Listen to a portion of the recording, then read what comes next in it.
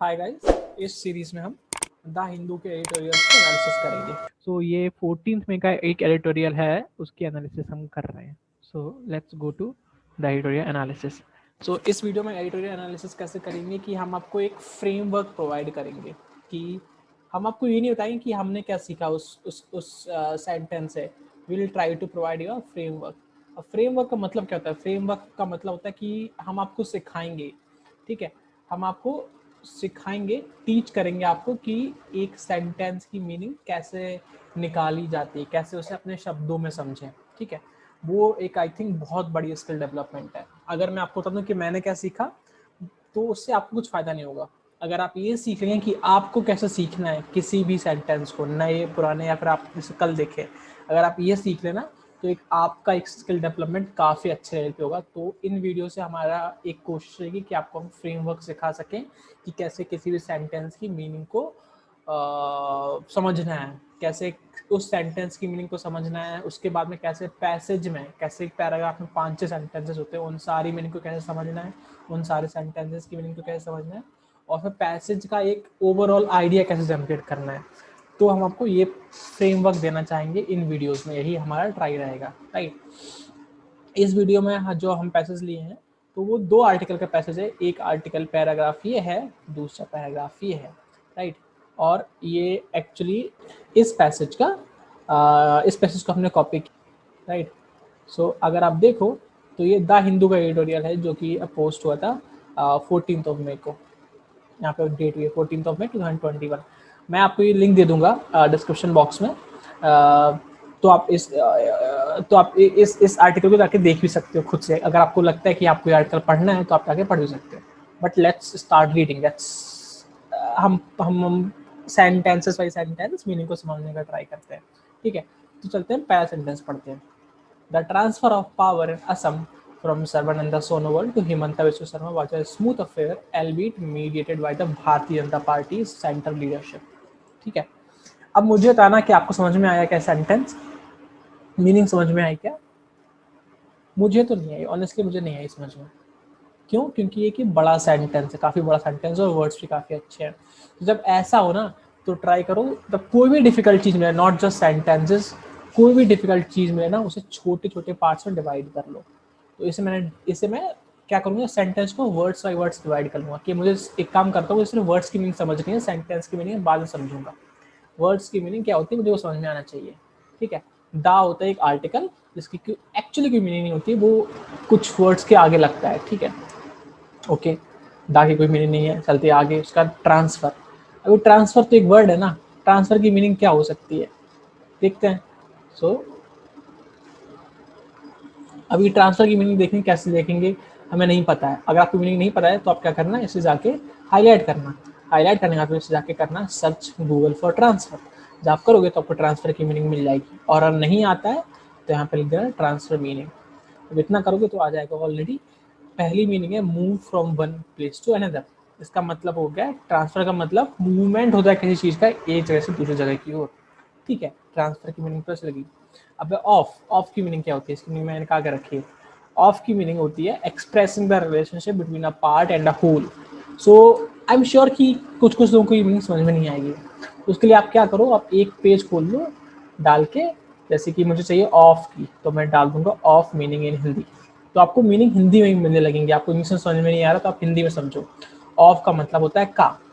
तो मूवमेंट किसी चीज का हुआ है, ठीक है, मूवमेंट किसी चीज का हुआ है, किस चीज का हुआ है देखते हैं। ट्रांसफर ऑफ पावर, तो पावर का मूवमेंट हुआ। पावर आई एम श्योर सबको, सब लोगों को पता होगा कि पावर होती है अथॉरिटी या फिर शक्ति किसी चीज के ऊपर, राइट। तो पावर का ट्रांसफर हुआ, पावर का मूवमेंट हुआ है इन असम। असम पता है, असम क्या एक स्टेट है हमारे कंट्री का। इन इन एक वर्ड है, ठीक है। अगर इनकी मीनिंग नहीं आती तो आप जाके देख लो इन मीनिंग इन हिंदी। अगर आपको हिंदी अच्छे से आप समझ सकते हो तो इन मतलब मैं, तो इसका मतलब क्या होगा कि पावर का मूवमेंट हुआ है असम में। तो आप इतने से वर्ड की, इतने से पार्ट की मीनिंग समझ गए। सेंटेंस बड़ा था बट आप थोड़ा थोड़ा समझ रहे हो, राइट। तो इससे आपकी अंडरस्टैंडिंग बढ़ेगी। ट्राई टू इम्प्रूव स्लोली, उसके बाद में हम फास्ट तो करेंगे, ठीक है। देन असम में पावर का मूवमेंट हुआ है। उसके बाद में फ्रॉम सर्बानंदा सोनोवाल। तो सर्बानंदा सोनोवाल एक नाम है, जैसे कि मेरा कुछ नाम है, मेरे भाई का कुछ नाम है, मेरी मम्मी का कुछ नाम है, तो सर्वनंदा सोनोवाल में कुछ नाम है, पर्सन का नाम है, ठीक है। तो सर्वनंदा सोनोवाल से हुआ है टू हिमंता बिस्वा शर्मा, हिमंता बिस्वा शर्मा की ओर। अब मैंने ये क्यों बोला सर्वनंदा सोनोवाल से हुआ है, क्योंकि आप फ्रॉम और टू की मीनिंग भी जाननी है आपको। आपको पता है, वेरी गुड, नहीं पता तो आप कॉपी करिए और आके इसमें जाके पेस्ट कर दीजिए। इन की जगह पर रख दीजिए फ्रॉम मीनिंग इन हिंदी, और फ्रॉम का मतलब होता है से, ठीक है। तो सर्वनंदा सोनोवाल से हुई है। तो अब अगर आप इन चीज़ों को जोड़ना स्टार्ट करें तो क्या क्या बनेगा कि असम में जो पावर का ट्रांसफर हुआ है ना, वो सर्वनंदा सोनोवाल से हुआ है। फिर है लिखा है टू हिमंता विश्व शर्मा। तो आपको टू की मीनिंग नहीं पता, राइट, लेकिन आप टू की मीनिंग निकाल सकते हो। क्यों? कि ट्रांसफर ऑफ पावर क्या होगा, एक एक इंसान से दूसरे इंसान की तरफ ही आएगा, राइट। तो सर्वनंदा सोनोवाल से हेमंता विश्व शर्मा की ओर आया है। तो अब टू की मीनिंग क्या हो सकती है, आप बोल सकते हो टू की मीनिंग हो सकती है की ओर, टू की मीनिंग है इसकी ओर, ठीक है। तो ट्रांसफर ऑफ पावर हुआ असम में सर्वनंदा सोनोवाल से हेमंता विश्व शर्मा की ओर। अगर आपको टू की मीनिंग नहीं आती तो कुछ घबराइए नहीं, आप यहाँ पे कॉपी करिए, आइए यहाँ पे और आप यहाँ पे लिख दीजिए टू मीनिंग इन हिंदी। जब आप करेंगे तो देखेंगे कि आपको सेवा मेरे लिए लिखा है, से लिखा है, तक लिखा है, ऐसे काफी वर्ड हैं जिनकी मतलब मीनिंग फिट नहीं बैठ रही है, राइट। फिर फिट कौन सी बैठ रही है, की ओर। तो एक वर्ड की बहुत सारी मीनिंग पॉसिबल हैं, इंग्लिश की हिंदी में बहुत पॉसिबल है, कॉन्टेक्स्ट के अकॉर्डिंग उसकी मीनिंग चेंज होती है। इसलिए कॉन्टेक्स्ट समझना बहुत जरूरी है। जैसे कि हमने टू की मीनिंग कैसे निकाली, हमने निकाली कि ट्रांसफर ऑफ पावर एक इंसान से दूसरे इंसान की तरफ ही होगा, राइट। से की मीनिंग आती है, से क्या है, से फॉर सर्वनंदा सोनोवाल, तो सर्वनंदा सोनोवाल से हुआ है हेमंता विश्व शर्मा की ओर। तो हम समझ के आ गए, हम समझ गए कि असम में पावर का ट्रांसफर हुआ है सर्वनंदा सोनोवाल से हेमंता विश्व शर्मा की ओर। और उसका आपने लिखा है वॉज, वॉज होता है एक हेल्पिंग वर्ब, और ये दर्शाता है कि कोई चीज पास्ट में हो चुकी है, मतलब वो चीज पहले से हो चुकी है। तो जो ट्रांसफर ऑफ पावर हुआ है ना, वो हो चुका है भैया, ठीक है। वॉज आ स्मूथ अफेयर, आ मतलब होता है एक, एक, ठीक है। स्मूथ मतलब होता है बहुत आसान, जो चीज मतलब डिफिकल्ट ना हो, बहुत ही स्मूथ, ठीक है। Was a smooth affair. Affair जैसे कि आपको मीनिंग नहीं पता तो आप इसे जाके सर्च भी कर सकते हो। बट आई वुड से कि कुछ कुछ चीज़ों की मीनिंग ना हिंदी में बहुत गंदी आती है गूगल पे, तो इसलिए हिंदी और इंग्लिश में अपने आप को टॉगल भी करते रहो। तो जैसे कि मैंने अफेयर की मीनिंग उसमें भी देखूंगा, इसमें भी देखूंगा, तो स्पेस दे देता हूँ, ठीक है। इसमें पहला मीनिंग क्या है, एन इवेंट और सीक्वेंस ऑफ इवेंट। इवेंट मतलब कोई घटना, ठीक है। अब यहाँ पे देखिए पहला चक्कर आया है, तो अब मुझे बताओ कि जो हम पढ़ रहे हैं उसमें कहीं चक्कर, चक्कर मतलब एक रोमांटिक रिलेशनशिप है क्या किसी के बीच में, क्योंकि रोमांटिक रिलेशनशिप के लिए एक दो इंसान तो होने चाहिए ना, उसकी बात नहीं हो रही है। तो क्या हो सकता है, मामला। तो जो ट्रांसफर ऑफ पावर हुआ असम में ना सर्बानंद सोनोवाल से हेमंत बिस्वा शर्मा की ओर, वो काफ़ी इजी केस था, मतलब काफ़ी इजी, काफ़ी सरल तरीके से हो गया, ठीक है। यहाँ तक की मीनिंग ये हुई। फिर एलबीट, एलबीट का वर्ड आई एम श्योर कि बहुत सारे लोगों को नहीं आता होगा। करना क्या है आपको, हाईलाइट करना, इसकी मीनिंग देखनी है, मैं भी देखता हूँ। तो पहले ट्राई करना कि हिंदी में समझने का, बट हिंदी में समझने के साथ साथ आपको ये भी समझना है कि इंग्लिश में कैसे क्या क्या चीज़ें हो सकती है, ताकि आप एक अपने लिए एक सिनोनिम्स प्रिपेयर कर सकें, ठीक है। एलबीट मतलब होता है यद्यपि, हालांकि, तथापि, अगरचे, अगरचे मुझे नहीं पता। तो हालांकि मतलब क्या होता है कि यार ये तो हो गया, लेकिन, तो हालांकि का मतलब कुछ इस तरह से आता है। और एलबीट जाए तो होता है even though, एलबीट meaning, even though मतलब कि, इवन दो का मतलब भी सेम होता है, तथापि या फिर हालांकि, ठीक है। ये स्मूथ तो था, लेकिन, हालांकि, मीडिएटेड, अभी मीडिएटेड नहीं पता होगा बहुत सारे लोगों को, ठीक है।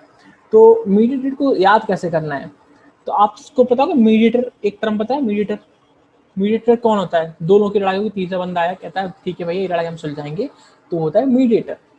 तो जो तीसरा बंदा है दो लोगों के बीच में, उसे बोलते हैं मीडिएटर, और वही उस लड़ाई को मीडिएट कर रहा है, ठीक है।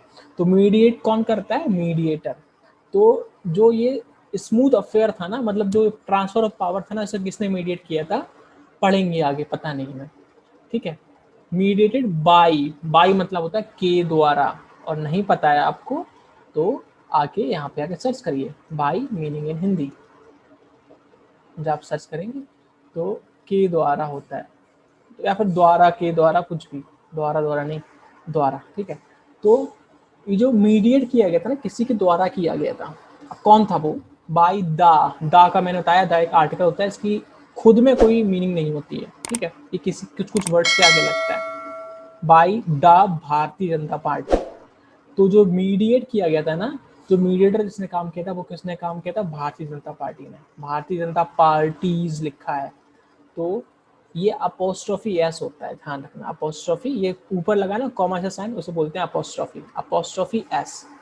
तो इसका मतलब होता है, अपोस्ट्रोफी एस का मतलब होता है किसी वर्ड के आगे, तो जैसे कि भारतीय जनता पार्टी का या फिर भारतीय जनता पार्टी की, उस तरह से लगता है इसका यूज। तो ये जो मीडिएट किया था ना, भारतीय जनता पार्टी के मतलब किसी ना किसी चीज ने किया होगा, आगे पढ़ते हैं क्या किया है। भारतीय जनता पार्टी के सेंट्रल लीडरशिप, ठीक है, तो हमें पूरा मतलब समझ लिया हमने, क्या क्या मतलब था कि जो असम में जो पावर का ट्रांसफर हुआ है फ्रॉम सर्बानंद सोनोवाल से हेमंत विश्व शर्मा की ओर, ये बहुत ही इजी केस था, और हालांकि इसे मीडिएट किया था भारतीय जनता पार्टी की सेंट्रल लीडरशिप ने, ठीक है। आई होप आपको इस सेंटेंस का मतलब समझ में आया हो। इस तरह से आप खुद से सीख सकते हो कि किसी भी सेंटेंस को समझना कैसे है। आई नो कि this is a very slow progress and this is not the most efficient way अगर आप स्टार्ट कर रहे हो, but this is one way out there. और इससे आप जब स्टार्ट करोगे ना, आप देखोगे कुछ दिनों में, मेरी बात मानना, अपने आप को 15 दिन दो, ठीक है, 15 दिन 15 आर्टिकल पढ़ना। कुछ नहीं, आपको पूरा आर्टिकल नहीं पढ़ना है, एक पैसेज पढ़ना है, एक पैराग्राफ पढ़ना है, इतना पैराग्राफ पढ़ना। जितनी प्रॉब्लम्स हैं कोई बात नहीं, आपको 1 घंटा लगता है एक आर्टिकल पढ़ने में, आप वो 1 घंटा दीजिए, लेकिन समझने का ट्राई कीजिए। 15 दिन करिए ऐसा, आई एम श्योर 15 दिन बाद आपकी चीज़ें बहुत आसान हो जाएंगी, आपको बहुत वर्ड्स का ज्ञान हो जाएगा, ठीक है। ऐसे कि आप समझ जाएंगे कि एलविड का मतलब क्या होता है।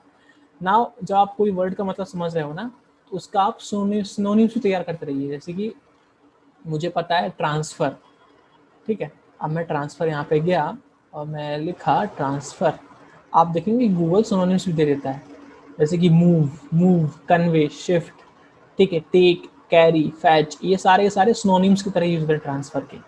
तो अब जब इन वर्ड्स को सीखते रहेंगे सिनोनिम्स को ना, तो आपको लगेगा कि आप, हाँ, ट्रांसफर तो पढ़ लिया, लेकिन आपने बहुत सारे वर्ड्स भी पढ़ लिए हैं। तो आप सिर्फ एक ही वर्ड नहीं पढ़ रहे हो, काफ़ी सारे वर्ड्स आप पढ़ते रहे हो, आप याद कर रहे हो। और जितने ही वर्ड्स आपको डिफिकल्ट लगते हैं ना, आप उन्हें डायरी में नोट डाउन करते रहिए, ठीक है। इस तरह से हम इन वीडियो को चलाएंगे कि हम आपको एक एक वर्ड, एक एक सेंटेंस को समझा सकें। नाउ अगर हम इस तरह से चलेंगे जिस तरह से हमने आपको बताया, तो ये प्रोसेस बहुत स्लो होगी। तो हम क्या करेंगे, हम पैराग्राफ बाई पैराग्राफ लेंगे, और हमने कुछ वर्ड्स की मीनिंग ऑलरेडी लिख रखी है और समझाएंगे भी कैसे समझना है। Let's understand paragraph 1। पैराग्राफ 1 में इस सेंटेंस की मीनिंग समझ लिए, चलते हैं नेक्स्ट सेंटेंस की ओर। उसमें कुछ मीनिंग क्या थी? ट्रांसफर का था मूवमेंट, स्मूथ का था इजी, अफेयर का था एक इवेंट, एलविट का था ऑल्दो की तरह, मतलब तथापि, यद्यपि, हालांकि की तरह, और मीडिएट का था जो चीज़ एक मीडिएटर की तरह एक्ट करे, काम करे, ठीक है। तो ये था इस सेंटेंस में। नेक्स्ट सेंटेंस क्या है? Mister Sharma has been the key strategist. अभी इसमें मिस्टर शर्मा कौन है? हेमंत विश्व शर्मा, ठीक है। हैज बीन ये होता है एक हेल्पिंग वर्ड। की का मतलब होता है एक इम्पॉर्टेंट, स्ट्रेटेजिस्ट जो मतलब स्ट्रेटजी बनाता है। तो मिस्टर शर्मा एक इम्पॉर्टेंट स्ट्रेटेजिस्ट रहे हैं, ठीक है। एंड ट्रबल शूटर, और ट्रबल शूटर, एंड का मतलब होता है जब दो चीजें साथ में हो, तो स्ट्रेटेजिस्ट और ट्रबल शूटर रहे हैं, ठीक है। मिस्टर शर्मा एक important strategist and trouble shooter रहे हैं। अभी ट्रबल शूटर की मीनिंग नहीं आती है, तो क्या करना है आपको, जैसे मैंने बताया कि हाईलाइट करना गूगल में, आर्टिकल में जाके, और जाके देखना गूगल पे। बट ट्रबल शूटर की मतलब होता है कोई एक ऐसा बंदा जो कि प्रॉब्लम को सॉल्व करे, ट्रबल को शूट करे। ट्रबल आया, ठीक है, उसे शूट कर दिया, मतलब ट्रबल खत्म हो गया, तो प्रॉब्लम को सॉल्व करे। तो मिस्टर शर्मा एक इम्पॉर्टेंट स्ट्रेटेजिस्ट और ट्रबल शूटर रहे बीजेपी के लिए। फॉर का मतलब होता है के लिए, फॉर द बीजेपी, दा का कोई मीनिंग होता है। Not only in Assam, only का मतलब होता है केवल, इनका मतलब होता है मैं, नॉट का मतलब होता है नहीं, असम एक स्टेट है, तो केवल असम में ही नहीं, but in the entire north east, but का मतलब लेकिन, इनका मतलब मैं, दा का कोई मीनिंग नहीं होता है, इंटायर मतलब पूरा, ठीक है। नॉर्थ ईस्ट मतलब, नॉर्थ ईस्ट एक इलाका है भारत का, नॉर्थ ईस्ट मतलब ऐसे स्टेट्स जो कि भारत के नॉर्थ ईस्ट एक्शन में पड़ते हैं, जैसे असम, सिक्किम, मणिपाल हो गया, ठीक है। तो क्या मीनिंग हुई इसकी? मीनिंग हुई कि मिस्टर शर्मा एक इम्पॉर्टेंट स्ट्रेटेजिस्ट और ट्रबल शूटर रहे हैं बीजेपी के लिए, सिर्फ असम में ही नहीं, लेकिन पूरे नॉर्थ ईस्ट में। फिर क्या है? फॉर 6 ईयर्स नाउ, 6 ईयर्स मतलब 6 साल, फॉर मतलब के लिए, नाउ मतलब अभी। तो मिस्टर शर्मा एक इम्पॉर्टेंट स्ट्रेटेजिस्ट और ट्रबल शूटर रहे हैं बीजेपी के लिए, सिर्फ असम में ही नहीं बल्कि पूरे नॉर्थ ईस्ट में 6 साल के लिए रह चुके हैं। ठीक है, तो इस तरह से मीनिंग होती है ना। अगर आप कुछ इंपॉर्टेंट मीनिंग समझना है तो उसकी मीनिंग ये रही। Let me delete everything. की मतलब होता है इंपॉर्टेंट, ट्रबल शूटर मतलब है कोई बंदा जो सॉल्व करता है प्रॉब्लम्स को, इंटायर मतलब पूरा कंप्लीट। ठीक है, तो सेंटेंस की मीनिंग ये हुई। अब चलते हैं नेक्स्ट सेंटेंस की ओर। नेक्स्ट सेंटेंस क्या है हमारा, it would have been unsustainable. It मतलब होता है किसी चीज के लिए यह है, इसका मतलब होता है यह है। इट वुड हैव बीन होता है एक हेल्पिंग वर्ब, इसका कोई मतलब नहीं होता है। ठीक है, ये दिखाता है कि सेंटेंस किस टेंस में होने वाला है, फ्यूचर में होगा, प्रेजेंट में हो रहा है, अगर पास्ट में हो रहा है। जैसे हमने बोला था ना कि वॉज एक हेल्पिंग वर्ब था, जैसे वुड हैव बीन एक हेल्पिंग वर्ब है। Would have been, was use होता है पास्ट के, कोई चीज पास्ट में हो चुकी है। वुड हैव बीन यूज होता है कोई चीज फ्यूचर में होगी। ठीक है, तो यह है होगा, मतलब फ्यूचर में होगी ना, तो यह है होगा। अनसस्टेनेबल का मतलब बहुत सारे लोगों को नहीं पता होता है।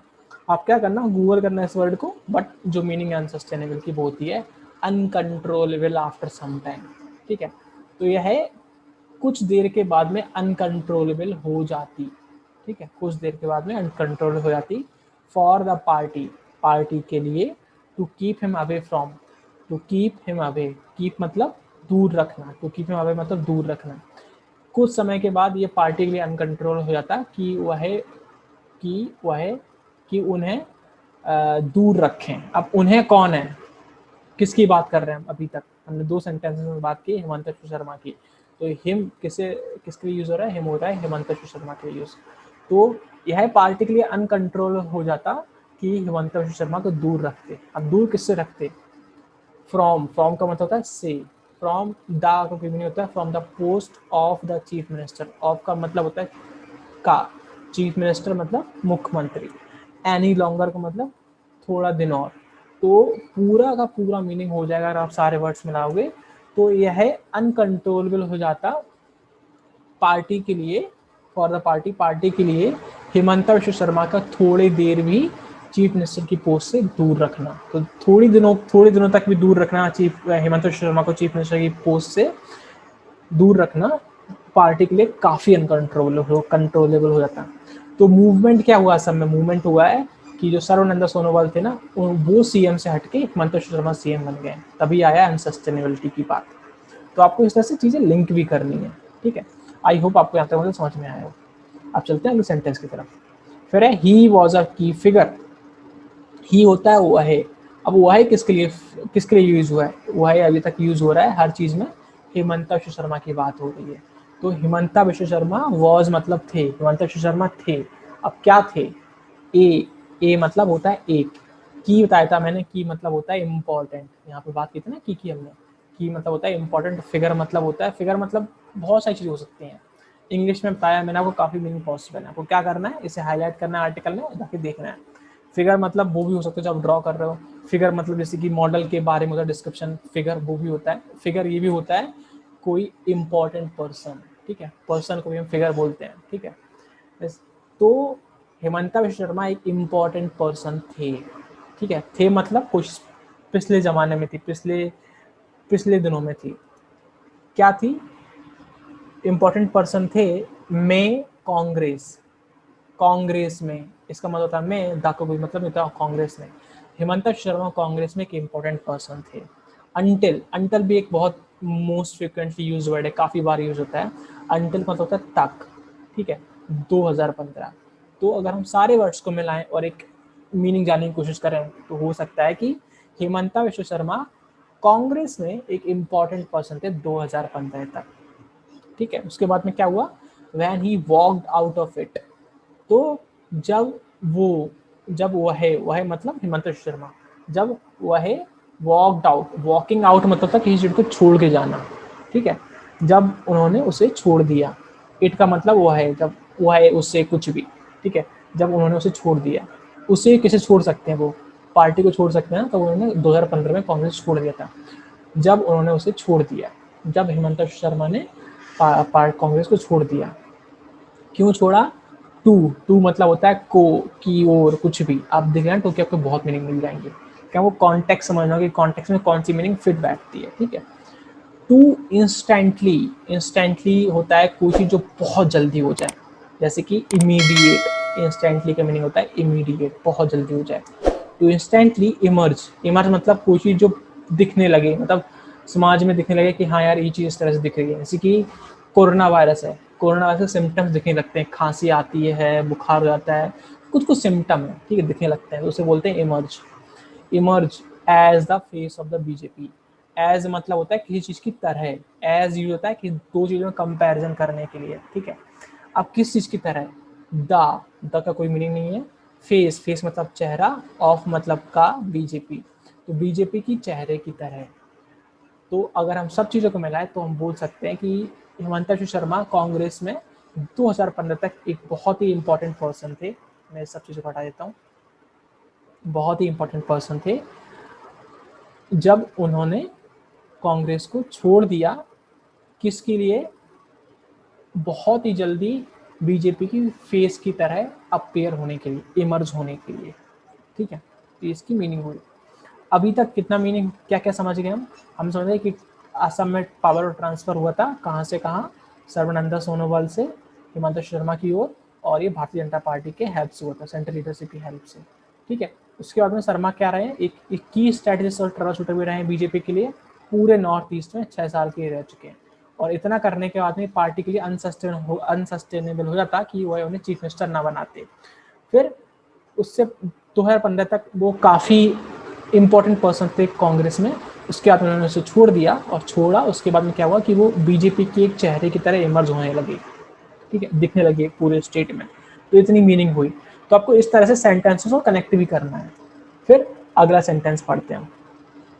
अगला सेंटेंस है हमारा, और ये इंपॉर्टेंट वर्ड्स हैं। टी का मतलब इंपॉर्टेंट, फिगर का मतलब पर्सन, वॉक का मतलब लीव, इंस्टेंट मतलब इमीडिएट, इमर्ज मतलब अपीयर, और ये, ठीक है। अगला sentence, a champion of pluralism as a Congress leader.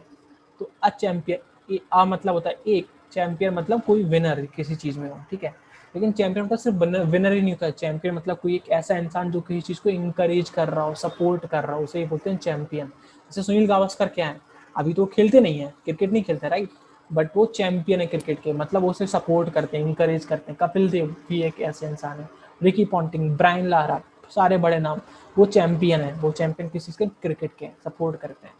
तो अ चैंपियन ऑफ, तो जो सपोर्टर है, अ चैंपियन ऑफ प्लूरलिज्म, तो ये चैंपियन है किस चीज़ के, प्लूरलिज्म के चैंपियन है। लेकिन कौन है, सोचो जरा किस चीज़ के बारे में बात की जा सकती है।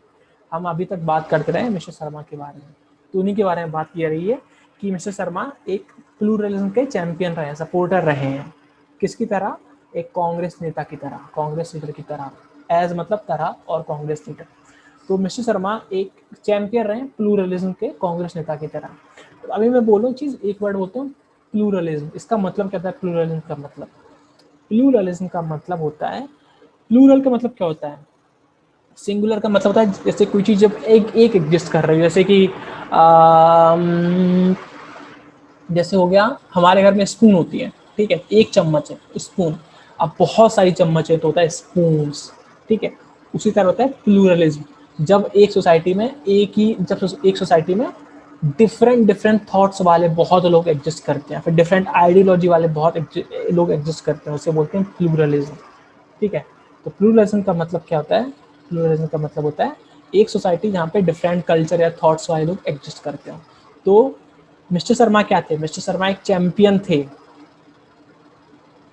मिस्टर शर्मा कांग्रेस लीडर की तरह प्लूरलिज्म के चैंपियन थे, प्लूरलिज्म के सपोर्टर थे। उसके बाद में क्या हुआ, कांग्रेस छोड़ दी। फिर mister Sharma grew strident as a polarising figure, as मतलब की तरह। तो ग्रू होता है, ग्रो का सेकेंड फॉर्म, ग्रो मतलब होता है बढ़ना। तो मिस्टर शर्मा बढ़ने लगे। स्ट्राइडेंट मतलब होता है लाउड, काफी तेज, ठीक है। मिस्टर शर्मा काफी तेजी से बढ़ने लगे, ठीक है।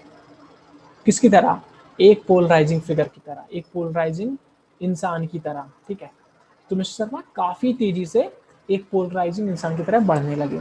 अब पोलराइजिंग का क्या होता है, पोलराइजिंग मैं बोलूँ, पोलराइजिंग पोलराइजिंग समझ में नहीं आ रहा होगा, राइट, अभी तक मैंने बताया। स्टाइडिंग का मतलब ग्रो का मतलब पता है, ग्रू का मतलब पता है, एज पता है, ए पता है, फिगर पता है, इंसान होता है। पोलराइजिंग नहीं पता। पोलराइजिंग मतलब क्या होता है? पोलराइजिंग एक्चुअली एक फिजिक्स का टर्म है। उसमें क्या होता है कि अगर आप उसमें सारी चीजें एक डायरेक्शन में चलने लगती हैं, ठीक है। तो पोलराइजिंग मतलब कि वो एक ऐसे इंसान थे जिनसे जिन्हें सुनने के बाद में हर इंसान एक ही डायरेक्शन में चलने लगता था। तो मिस्टर शर्मा काफी तेजी से एक पोलराइजिंग फिगर की तरह बढ़ने लगे, मतलब एक ऐसे इंसान की तरह जो बहुत ही मोटिवेटिंग थे, बहुत ही करिज्मेटिक थे, मतलब उनको सुनने के बाद सब लोग बोलते हैं हाँ भैया आपका साथ देंगे इस तरह से। तो ये मतलब होता है पोलराइजिंग का। तो मिस्टर शर्मा काफी तेजी से एक पोलराइजिंग फिगर की तरह, इंसान की तरह बढ़ने लगे। कहाँ पर? इन असम। असम में एज अ बीजेपी लीडर, एक बीजेपी लीडर की तरह। तो पूरा मीनिंग क्या है कि मिस्टर शर्मा एक कांग्रेस लीडर की तरह प्लूरलिज्म के सपोर्टर थे, और एक बीजेपी चेहरे की तरह, एक बीजेपी नेता की तरह वो काफी तेजी से बढ़ने लगे एक पोलराइजिंग इंसान की तरह असम में। मतलब ये व्यक्ति कुछ चेंज ला सकता है, इस तरह से बढ़ने लगे। फिर अगला सेंटेंस का मीनिंग, और ये मीनिंग लिखिए, स्टार्टिंग की मीनिंग लाउड, पोलराइजिंग के मतलब मूव इन वन डायरेक्शन, इस तरह से, ठीक है। अगला sentence the BJP one Assam for a second consecutive time. BJP one होता है बीजे विन की सेकेंड फॉर्म, ठीक है। विन मतलब होता है जीतना, वन मतलब भी जीतना होता है। तो बीजेपी ने जीता, जीता क्या? असम। तो बीजेपी असम जीती for a second consecutive time. For का मतलब था के लिए, सेकेंड मतलब दूसरी बार, दूसरा। तो बीजेपी दूसरी बार असम जीती, यहाँ तक। कॉन्जिक्यूटिव मतलब लगातार, ठीक है। तो बीजेपी लगातार दूसरी बार, टाइम मतलब दूसरी बार, बार टाइम मतलब बार। तो बीजेपी लगातार दूसरी बार असम में जीती, ठीक है।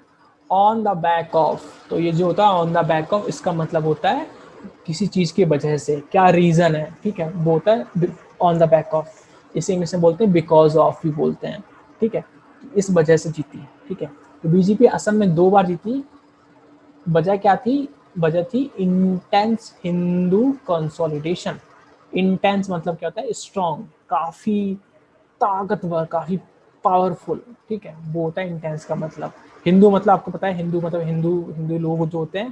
कंसोलिडेशन का मतलब क्या होता है? कंसोलिडेशन से समझने के लिए क्या करते हैं, इसे ब्रेक करते हैं। Cone plus सॉलिडेशन। सॉलिडेशन मतलब क्या होता है कि कोई चीज सॉलिड बन रही है, ठीक है। सॉलिड मतलब बहुत कठोर बन रही है। कंसोलिडेशन मतलब कुछ चीजें मिलके बहुत कठोर बना रहे हैं, बहुत सॉलिड बना रहे हैं।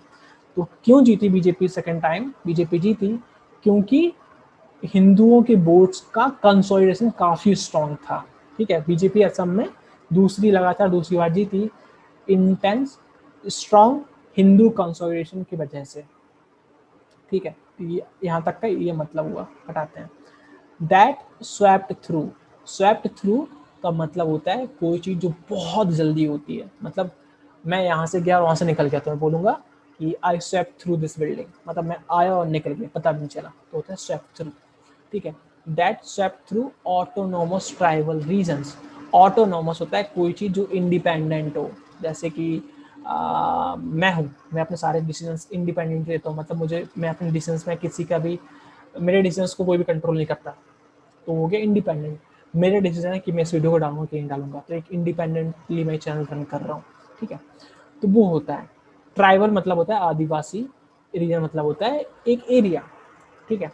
तो बीजेपी लगातार दूसरी बार जीती इंटेंस हिंदू कंसोलिडेशन की वजह से। दैट दैट मतलब होता है जो कि बहुत जल्दी सारे, बहुत जल्दी जितने भी इंडिपेंडेंट ट्राइबल रीजन्स थे ना, उन सब में जीत गया, ठीक है। तो बीजेपी इंटेंस हिंदू कंसोलिडेशन की वजह से सारे के सारे ऑटोनोमस, सारे इंडिपेंडेंट आदिवासी एरियाज थे ना, उनमें भी जीता। एंड अक्रॉस, अक्रॉस मतलब होता है कि दोनों तरफ, ठीक है। अक्रॉस द रिवर मतलब दूसरी रिवर की दूसरी साइड, ठीक है। तो एक साइड से दूसरी साइड, उस तरह से समझो। अक्रॉस बंगालियन असमीज स्पीकर, ठीक है। तो जितने भी बंगाली और असमीज स्पीकर्स थे उन एरिया में बीजेपी जीता। तो बीजेपी लगातार दूसरी बार जीता, किस वजह से? बीजेपी लगातार इंटेंस हिंदू कंसोलिडेशन की वजह से असम में दूसरी बार जीता, और ये जीत सारे इंडिपेंडेंट ट्राइबल रीजन्स और बंगाली और असमीज स्पीकर एरियाज में भी हुई, ठीक है। तो ये इसका मीनिंग है। किसकी वजह से हुई? क्योंकि हेमंत विश्व शर्मा थे वहाँ पे, उसके बाद में पढ़ते हैं नेक्स्ट सेंटेंस। तो ये कुछ मीनिंग है, आप इन्हें देख सकते हो।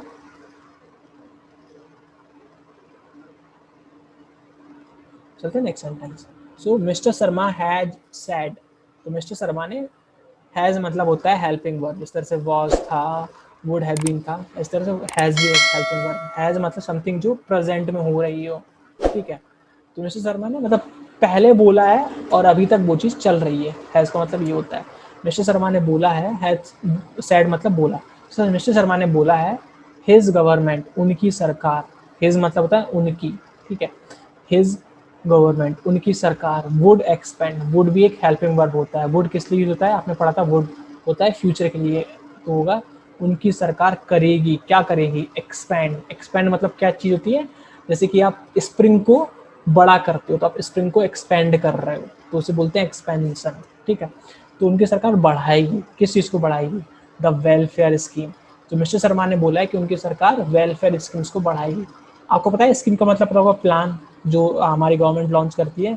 वेलफेयर मतलब कुछ भी चीज जो कि लोगों की भलाई के लिए की जाए, जैसे कि हेल्थ, एजुकेशन, ठीक है, उस तरह की चीजों के लिए। तो मिस्टर शर्मा ऐसी स्कीम्स को बढ़ाएगी जो कि लोगों की वेलफेयर के लिए लॉन्च की गई है, ठीक है। अभी क्या है, आगे पढ़ते हैं। Started in the BJP first term, start मतलब शुरू की गई, मैं, इनका मतलब मैं बीजेपी के पहले टर्म में। अपोस्ट्रोफी एस लगाए, अपोस्ट्रोफी एस का मतलब बताया था हमने आपको कहाँ पर, यहाँ पर, यहाँ पर अपोस्ट्रोफी का मतलब होता है का। तो बीजेपी के पहले टर्म में, तो मिस्टर शर्मा ऐसी स्कीम्स को बढ़ाएंगे जो कि बीजेपी के पहले टर्म में, ऐसी वेलफेयर स्कीम्स को बढ़ाएंगे जो कि बीजेपी के पहले टर्म में स्टार्ट की गई थी। उसके बाद में पर्टिकुलरली, पर्टिकुलरली में कोई एक स्पेशल चीज है, मतलब एक ही चीज होगी, ध्यान रखना। पर्टिकुलरली टारगेटिंग, तो ये जो चीज है किसे टारगेट करेगी, टारगेट मतलब इन्हीं लोगों के लिए है मेनली। तो पर्टिकुलरली टारगेट करेगी women and tea garden workers. मैंने बताया था कि एंड का रोल क्या होता है, एंड का रोल होता है, कहाँ था, हाँ, एंड का रोल होता है और, ठीक है। तो और, तो और टी गार्डन मतलब चाय के जो बाग होते हैं ना, चाय के बाग के जो वर्कर्स हो, काम करने वाले होते हैं, उन्हें टारगेट करेगी। तो इस सेंटेंस का पूरे का मतलब ये हो गया कि जो मिस्टर शर्मा ने बोला है, कि मिस्टर शर्मा ने बोला है कि वो गवर्नमेंट ही ऐसी वेलफेयर स्कीम्स को एक्सपेंड करेंगे जो कि बीजेपी ने पहले टर्म में स्टार्ट की थी, और ये पर्टिकुलरली टारगेट करेगी और तो और चाय के बागों में काम करने वाले व्यक्तियों के लिए, ठीक है। तो ये बोला है। उसके बाद में पढ़ते हैं नेक्स्ट सेंटेंस।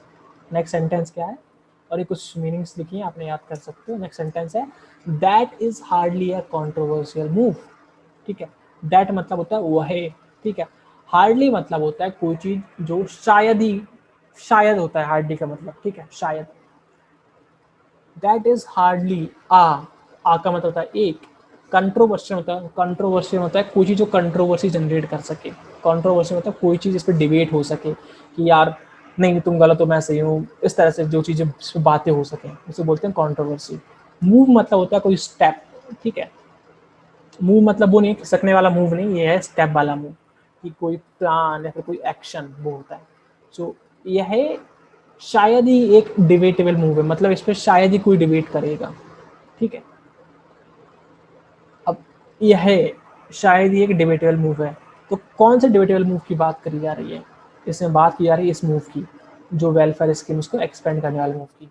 तो मतलब जो वेलफेयर स्कीम्स को एक्सपेंड करने वाला मूव है वो शायद ही डिबेटेबल है, मतलब कोई शायद ही इस पर चर्चा करना चाहेगा, मतलब ये भलाई के लिए दूसरों की, तो कोई भी मना नहीं करेगा।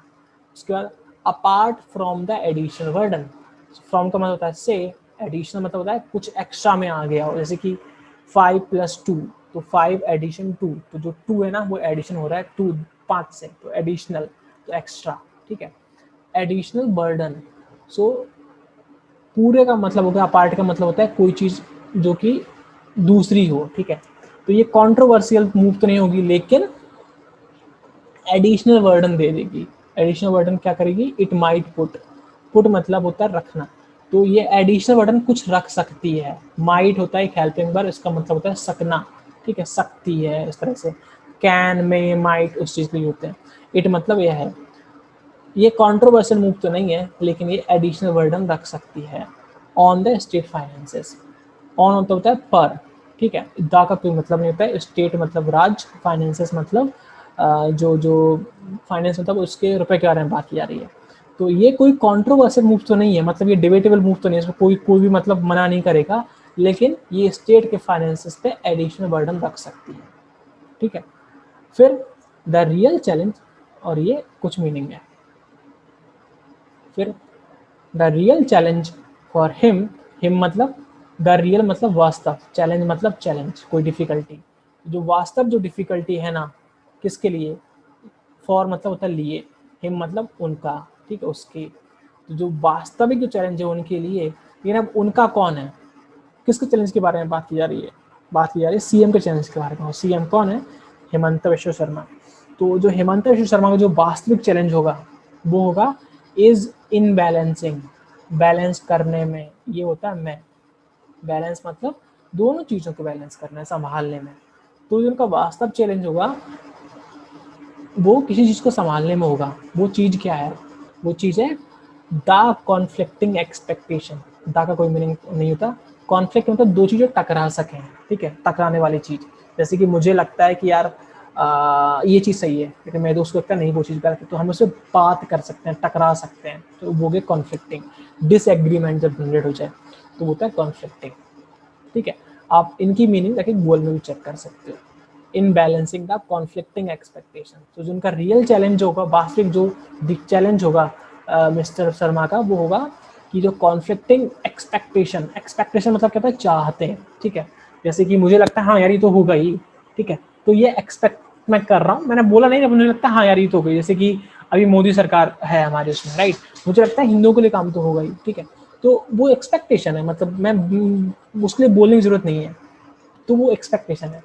तो उनका वास्तविक चैलेंज होगा, उनका चैलेंज होगा जो कन्फ्लिक्टिंग, जो डिसएग्रीइंग एक्सपेक्टेशन है ना, उनको बैलेंस करने में, ठीक है, जो डिसएग्रीइंग एक्सपेक्टेशन है उनको बैलेंस करने में ऑफ, और ये एक्सपेक्टेशन किसकी है, का आ गया ना, का, कॉन्फ्लिक्टिंग एक्सपेक्टेशन ऑफ, तो मतलब ये एक्सपेक्टेशन किसी चीज की है, किसकी है, ऑफ द का कोई मीनिंग नहीं होता, कॉन्स्टिट्यूएंट्स, ठीक है, constituent of the party support. Constituent का अपने फिर से आ गया, तो ये कॉन्स्टिट्यूएंट की है, कॉन्स्टिट्यूएंट का मतलब होता है मेंबर, ठीक है, कॉन्स्टिट्यूएंट मतलब जो होता है किसी चीज का पार्ट होता है, वो होता है मेंबर, ठीक है। तो जो कॉन्फ्लिक्टिंग एक्सपेक्टेशन है मेंबर्स की, मेंबर्स किस चीज के हैं, ये हो गया कहा, तो मेंबर्स किस चीज़ के, मेंबर्स हैं पार्टी के सपोर्ट बेस की। तो उनका जो वास्तविक चैलेंज होगा, उनका वास्तविक चैलेंज होगा कॉन्फ्लिक्टिंग एक्सपेक्टेशंस को बैलेंस करना, जो कि मेंबर्स की कॉन्फ्लिक्टिंग एक्सपेक्टेशन है और मेंबर्स हैं पार्टी के सपोर्ट बेस के। तो मिस्टर शर्मा का वास्तविक चैलेंज होगा पार्टी के सपोर्ट बेस के मेंबर्स के कॉन्फ्लिक्टिंग एक्सपेक्टेशंस को बैलेंस करना, किस वजह से, विथ रिगार्ड्स, रिगार्ड्स मतलब किसी चीज़ को कंसर्न करके, मतलब कि यार I am worried about something, तो अबाउट समथिंग मतलब मैं किस चीज़ की वजह से चिंतित हूँ, तो उस चीज़ को वो बोलते हैं regards, with regards to this, with regards to my career, my job या फिर माई चैनल, तो उस तरह से। तो with regards to new citizenship regime, ठीक है, तो उनकी एक्सपेक्टेशन किसके साथ है, विथ का मतलब होता है के साथ, ठीक है, रिगार्ड्स मतलब किस चीज़ के बारे में हो, ठीक है, तो किस चीज़ के बारे में है, बारे में है न्यू सिटीजनशिप रिजीम के बारे में, रिजीम मतलब होता है रूल, ठीक है, सिटीजनशिप होता है नागरिक, न्यू मतलब होता है नया। तो उनकी जो एक्सपेक्टेशन है, कॉन्फ्लिक्टिंग एक्सपेक्टेशन है नए सिटीजनशिप रूल के बारे में, रूल के साथ जो एक्सपेक्टेशन है, ठीक है, उन्हें बैलेंस करने में हिमेश शर्मा का काफ़ी चैलेंज होगा, रियल चैलेंज वही है। और ये न्यू सिटीजनशिप रूल है, उसका क्या है, लेजिस्लेटिव, लेजिस्लेटिव मतलब जो कोई चीज़ लॉ बन गई हो, कानून बन गया हो, ठीक है, तो जो न्यू सिटीजनशिप रेजीम है ना, रूल है, वो कानून बना दिया गया है। फिर बाई, बाई मतलब होता है किसी के द्वारा, बताया था ना मैंने बाई का मतलब, तो बाई द सेंटर, तो ये रूल बना दिया गया सेंटर के द्वारा। अब सब चीज़ें समझते हैं इसमें जो अभी तक हमने समझा है। तो उनका वास्तविक चैलेंज होगा कॉन्फ्लिक्टिंग एक्सपेक्टेशंस को मैनेज करना, मेंबर्स के पार्टी के सपोर्ट बेस के जो मेंबर्स हैं उनकी कॉन्फ्लिक्टिंग एक्सपेक्टेशंस को बैलेंस करना, किस वजह से, उनकी ऐसी एक्सपेक्टेशंस को मैनेज करना जो कि हुई हैं नई सिटीजनशिप रूल की वजह से, और वह रूल सेंटर ने एक लॉ को बना, उस रूल को एक लॉ बना दिया है। तो ये इस सेंटेंस का मतलब हुआ ना। आई होप आपको अभी तक मतलब सारा समझ में आया। अब क्या करते हैं, जितना अभी पूरा आर्टिकल पढ़ा है ना उसे समराइज करते हैं, हमें याद है कि नहीं है एक सेंटेंस का मतलब। पहला सेंटेंस में क्या हुआ, पहला सेंटेंस में होगा कि इसमें, एक मिनट रुको, हाँ, पहले सेंटेंस में होगा किसने पावर का ट्रांसफर हुआ है सर्बानंद सोनोवाल से हिमंता विश्व शर्मा की तरफ, और ये पावर का ट्रांसफर किसकी वजह से हुआ था, बीजेपी की सेंट्रल लीडरशिप की वजह से। दूसरे सेंटेंस में हुई है कि मिस्टर शर्मा ने बीजेपी का साथ भी काफी दिया है, स्ट्रेटेजिस्ट रहे हैं, ट्रबल शूटर रहे हैं बीजेपी के लिए, असम में नहीं पूरे नॉर्थ ईस्ट में 6 साल के लिए। ठीक है, तो पहले बीजेपी की वजह से मिस्टर शर्मा के पास पावर आई, और ऐसे नहीं आई, उन्होंने बीजेपी का साथ भी काफी दिया, 6 साल तक साथ रहे हैं काफी इंपॉर्टेंट लीडर की तरह से। ठीक है, और इतना सब करने के बाद में ये बहुत ही मुश्किल होता है पार्टी के लिए कि वो मिस्टर शर्मा को चीफ मिनिस्टर की पोस्ट से कुछ समय के लिए दूर रख पाते। ठीक है, और क्यों ये दूर अनसस्टेनेबल लेवल अनकंट्रोल हो जाता है, क्योंकि ये कांग्रेस में काफ़ी एक इम्पॉर्टेंट पर्सन थे। उसके बाद में ये उन्होंने कांग्रेस छोड़ दी और बीजेपी की चेहरे की तरह इमर्ज हुए स्टेट में। ठीक है, फिर क्या हुआ कि जब ये कांग्रेस के साथ थे तो ये सपोर्टर थे प्लूरलिज्म के, और जब ये बीजेपी के साथ जुड़े तो एक पोलराइजिंग फिगर की तरह इमर्ज होने लगे, कि बीजेपी की चेहरे की तरह आने लगे। ठीक है, तो इतने सब चीज़ें हुई हैं। उसके बाद में मिस्टर शर्मा के साथ में बीजेपी ने दूसरी बार लगातार कॉन्जिक्यूटिवली असम में चुनाव जीता। किस वजह से जीता, क्योंकि हिंदुओं के वोट्स बहुत ज़्यादा आए थे, और उन्होंने कहाँ जीता, जो ऑटोनोमस ट्राइबल रीजन थे, जो कि इंडिपेंडेंट आदिवासी एरियाज थे, वहाँ पे जीता, और जहाँ पे बंगाली और असमीज स्पीकर हैं वहाँ भी जीता। ठीक, उसके बाद मिस्टर शर्मा ने बोला है कि उनकी गवर्नमेंट एक्सपेंड करेगी वेलफेयर स्कीम्स, जो कि बीजेपी ने पहले टर्म में स्टार्ट किए हैं, और वो स्कीम टारगेट किने करेंगी, औरतों और टी गार्डन में काम करने वाले वर्कर्स को। ठीक है, फिर और जो ये मूव है ना, जो ये एक्सपेंड करने वाला मूव है वेलफेयर स्कीम को, वो हार्डली शायद इसको कोई अपोज करेगा, मतलब कंट्रोवर्शियल नहीं है ये मूव। ठीक है, लेकिन ये कुछ एडिशनल बर्डन दे सकता है स्टेट को उनके फाइनेंसेस के लिए, क्योंकि वेलफेयर आप कर रहे हो तो आप एजुकेशन में छूट दोगे, सब्सिडी दोगे, वो सब चीज़ें। ठीक है, तो ये है, लेकिन ये रियल चैलेंज नहीं है, मतलब जो कंट्रोवर्सी जो वेलफेयर स्कीम को एक्सपेंड करें, ये रियल चैलेंज नहीं है। रियल चैलेंज क्या हुआ, रियल चैलेंज है कि वो कॉन्फ्लिक्टिंग एक्सपेक्टेशंस को मीट कर सकें, बैलेंस कर सकें, जो पार्टी के मेंबर्स, सपोर्ट बेस्ड मेंबर्स हैं। और उनकी एक्सपेक्टेशन क्या है, उनकी एक्सपेक्टेशन है जो नया सिटीजनशिप रूल आया है ना, उसको लेकर, जो नया सिटीजनशिप रूल सेंट्रल ने एक कानून बना दिया, उसको लेकर उनकी जो एक्सपेक्टेशन है कन्फ्लिक्टिंग, उनको बैलेंस करना मिस्टर शर्मा का सबसे बड़ा चैलेंज होगा। तो इस तरह से हम पैराग्राफ बाई पैराग्राफ समझते हैं कि किस तरह से हमें पैराग्राफ को एनालाइज करना है, समझना है। तो आई होप आपको ये यहाँ तक समझ में आया हो। आप मुझे बताना है कि आपको इस तरह का एनालिसिस अच्छा लगता है, या फिर मैं आपको जल्दी जल्दी बताऊँ, एक एक वर्ड का एक्सप्लेनेशन ना करूँ, किस तरह से आपको चाहिए, हम उस तरह से अपनी वीडियो को चेंज करने का ट्राई करेंगे। अगर आपको ऐसा अच्छा लगता है तो आपको ऐसी वीडियोस देंगे, अगर आपको उस तरह से अच्छा लगता है कि ठीक है आपको हम पहले मीनिंग बता दें, उसके अंदर सारा अर्थ एक बार बता दें, और आपको वर्ड बाई वर्ड एक्सप्लेन ना करें, तो हम वो भी कर सकते हैं, right. But we want to know from you, so हमें काफ़ी हेल्प मिलेगी अगर आप हमें कॉमेंट ड्रॉप करेंगे, राइट। सो ये था पैराग्राफ 1 की analysis. Now if you like it, don't forget to hit the like button, और आपको लगता है ये दोस्तों की हेल्प कर सकता है आपके, तो do share it with them. And अगर आप इसे वीडियो को लाइक करेंगे तो हमारी वीडियो को काफ़ी हेल्प मिलेगी यूट्यूब के एल्गोरिथम के साथ काम करने में, ये काफ़ी लोगों को दिखाएगा भी फिर उनकी recommendation, right. So that's it from this video, and I hope कि आपको पसंद आई हो, एंड या thanks for watching this video, bye bye.